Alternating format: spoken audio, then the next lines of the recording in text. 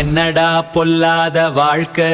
கதை நேரம். Common man. சில சமயம் நாம் கவனக்குறைவாக செய்யும் சின்ன பிழை கூட பெரிய பிரச்சனைக்கு அடித்தளமாக அமைந்துவிடும். அப்படிதான் சரவணன் வாழ்வில் ஒரு சம்பவம். சரவணன் ஒரு ஐடி கம்பெனி ஊழியர். அவருக்கு சந்தோஷமோ துக்கமோ அதை கொண்டாடுகிற ஒரே இடம் ஜில்ஜில் ராயல் ஒயின்ஸ் தான். அங்கே சரவணனுக்கு ஒரு நட்பு உருவானது. ஜோசப், வயது 65, ஜில்ஜில் ராயல் ஒயின்ஸ் பேரர், வாடிக்கையாளரின் நன்மதிப்பை பெற்றவர். குறிப்பாக சரவணனிடம் முன்பு சொன்னது போல் சந்தோஷமோ துக்கமோ இவரிடம் மட்டும்தான் கொட்டி தீர்ப்பான். அதே மாதிரி டிப்ஸும் அள்ளி கொடுப்பது வாடிக்கை. அன்றும் அப்படிதான். சரவணன் வந்தமர்ந்ததும் ஜோசப் ஓடி வந்து சரவணனுக்கு முன்பு நின்றதும் ஜோசப்பின் முகத்தில் வழக்கமான புன்சிரிப்பு. மிஸ்ஸிங்? என்ன ப்ரோ, முக டல்லடிக்குது, ஏதாவது பிரச்சனையா? சும்மா சொல்லுதல என்று பல கோணங்களில் விசாரித்தான். ஜோசப் சற்று தயக்கமாக, ஐயங்கிட்ட இருந்து போன் வந்தது, ஏதோ பண பிரச்சனையா, என்னதான் மலை மாதிரி நம்பி இருக்கிறதா சொன்னா. தல, உனக்கு பையன் இருக்கானா? சொல்லவே இல்ல. சரி, எவ்வளவு தேவையா? ஜோசப் சொன்னார், 5 லட்சம். சரவணனுக்கு தர்ம சங்கடமாகி போனது. அவ்வளவு முடியாது, என்னால முடிஞ்சதை செய்யறேன் ஜோஸ். சார், உங்க போன் நம்பரை சொல்லுங்க, நோட் பண்ணிக்கிறேன் என்றதும் சரவணன் சொல்ல அந்த சிகரெட் அட்டையில் ஜோஸ் எழுதி கொண்டார். அதுதான் சரவணன் செய்த சின்ன பிழை. ஒரு பெரிய பிரச்சனைக்கு அது துருப்புச் சிட்டாக மாறியது.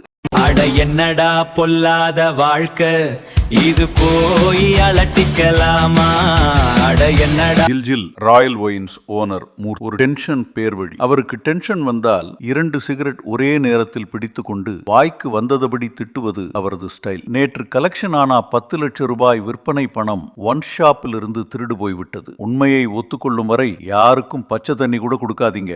போலீஸ் வந்துகிட்டு இருக்கு. இதுங்களுக்கு சம்பளம் கொடுத்து சோத்தையும் போட்டு தங்க இடமும் கொடுத்து பார்த்துக்கிட்டதுக்கு நீங்க காட்டாத விசுவாசத்தை அவங்க காட்டுவாங்க. கல்லையும் கரைய வைக்கிற வித்த தெரிந்தவர்கள் என்று கர்ஜித்தார். ஓனர் மூர்த்திக்கு 10 லட்சம் ஒன்றும் பெரிய தொகை இல்லை. அவரது ராணுவ கட்டுப்பாட்டில் ஒரு ஓட்டை விழுந்ததை அவரால் ஜீரணிக்க முடியவில்லை. அந்த ஓட்டையை அடைக்க அதற்காக 1 கோடி செலவு பண்ணவும் தயாராக இருந்தார். போலீஸ் படை வந்தது. விசாரணை தொடங்கியது. அவர்களின் முதல் கட்ட விசாரணையில் பேரர்களில் ஜோஸ் மிஸ்ஸிங் என்பது தெரிய வந்தது. பேரர்களின் தங்குமறைகள் சல்லடை போட்டு தேடினார்கள். ஜோசப்புடைய சூட்கேஸில் இருந்து அவன் கழட்டி போட்டிருந்த டி-ஷர்ட்டை எடுத்து சோதித்த போது அந்த சிகரெட் அட்டை கிடைத்தது. அதில் ஒரு போன் நம்பர் இருந்தது. விதி சரவணனின் வாழ்வில் சிலந்தி வலை பின்ன ஆரம்பித்து விட்டது. சரவணனுக்கு அன்னோன் நம்பர்களில் இருந்து போன் கால்கள் வரத் தொடங்கின. அலுவலகத்தில் இயல்பாக இருக்க முடியவில்லை. இறுதியில் ஒரு கால் அட்டன் பண்ண போது, நீ என்ன பெரிய மயிரா, போன் வந்தா எடுக்க மாட்டியா?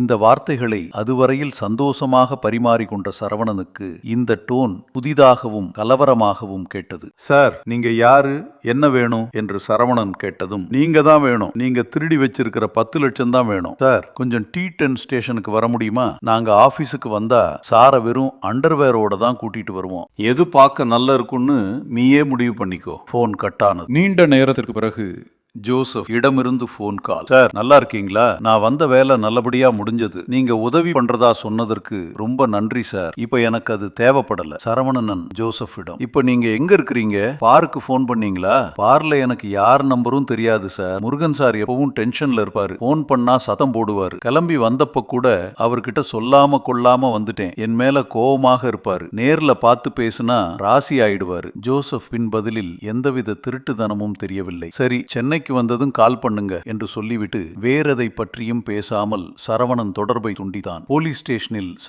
சரவணனிடம் இன்ஸ்பெக்டர் சொன்னார், ஒயின் ஷாப் ஓனர மூர்த்திய பற்றி உனக்கு தெரியுமா? பெரிய அரசியல் புள்ளி. அவர் சீட்டு விளையாடினா கூட சீட்டுகளில் இருக்கிற ஜோக்கரை எடுத்து வச்சுட்டு தான் விளையாடுவார். நீ எல்லாம் அவருக்கு ஜோக்கருக்கும் கீழே. உண்மையை ஒத்துக்க. உனக்கும் ஜோசப்க்கும் என்ன தொடர்பு? பணத்தை எங்க ஒழிச்சு வச்சிருக்கீங்க என்று மிரட்டல் தொனியில் கேட்க சரவணனுக்கு சப்தநாடியும் ஒடுங்கி போனது. சார், பார்க்கு போனா சந்தோஷமா சர்வ் பண்ணுவாரு. அதுல பழக்கம். மத்தபடி அவரை பற்றி எனக்கு எதுவும் தெரியாது. கடைசியா அவரோட பையனுக்கு ஏதோ பண கஷ்டம், உதவ முடியுமான்னு கேட்டாரு. அப்பதான் நான் என்னோட போன் நம்பரை கொடுத்தேன். சொல்லி முடிக்கும் முன்பு சரவணனின் கன்னத்தில் மின்னல் வெட்டியது. அப்பா அம்மாவோட பாச கதைகளையே நாங்க நம்ப மாட்டோம். இதுல இவங்க பார்ல லவ் பண்ணங்களாம். கூட்டு சேர்ந்து கொள்ளை அடிச்சிட்டு கதை விடுறியா? வெளியே போய் உட்கார், கொஞ்ச நேரம் கழிச்சு கூப்பிடுகின்றேன் என்று அனுப்பி வைத்தார். இது போலீஸ் ட்ரிக். வழக்கமான ரவுடிகளை பொளந்து கட்டிட்டு தான் விசாரி விசாரிப்பார்கள். காமன் மேனுக்கு ஒரு சாம்பிள் மட்டுமே போதும், உண்மையை கக்கி விடுவார்கள்.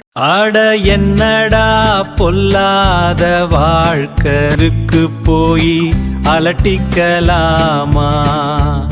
மிக நீண்ட நேரம் காத்திருக்க வைத்து விடு உள்ளே அழைத்த இன்ஸ்பெக்டர். ஹலோ மிஸ்டர், இன்னைக்கு கிளம்பலாம். போயிட்டு நாங்க கூப்பிடும் போது ஸ்டேஷனுக்கு வரணும். அப்புறம் நாங்க விசாரிச்சதுல ஜோசப்க்கு பையன் எல்லாம் யாரும் இல்ல. சொல்ல போன அந்த ஆளுக்கு கல்யாணமே ஆகல. தேடிக்கிட்டு இருக்கோம், கிடைச்சிடுவான். சரவணனுக்கு ஸ்டேஷனை விட்டு நடக்கையில் நரகம் என்றால் என்னன்னு புரிந்தது. அன்றிவு சரியான தூக்கமில்லை. போலீஸ் துரத்துவது மாதிரி கனவுகள். காலையில் விடிந்ததும் மேனேஜர் முருகனுக்கு போன் செய்து விசாரித்தான். ஜோசப் நேற்றவே வந்து விட்டதாகும். காலையிலே சர்ச்சுக்கு போயிட்டு யாரோ ஃப்ரெண்ட் ஒருத்தரை பார்த்துவிட்டு வருவதாக கிளம்பி போயிட்டார் என்கிற தகவல் கிடைத்தது.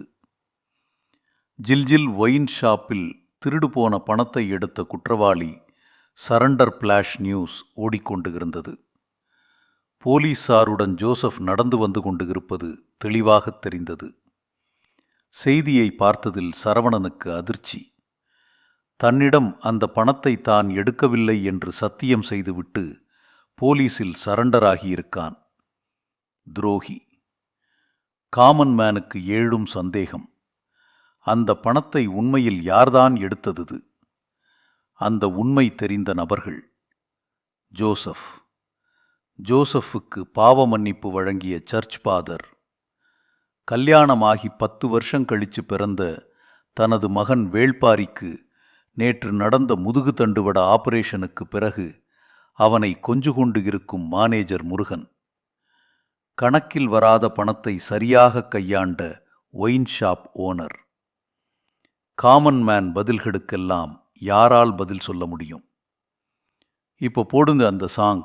அட என்னடா பொல்லாத வாழ்க்கை, இது போய் அலட்டிக்கலாமா? அட என்னடா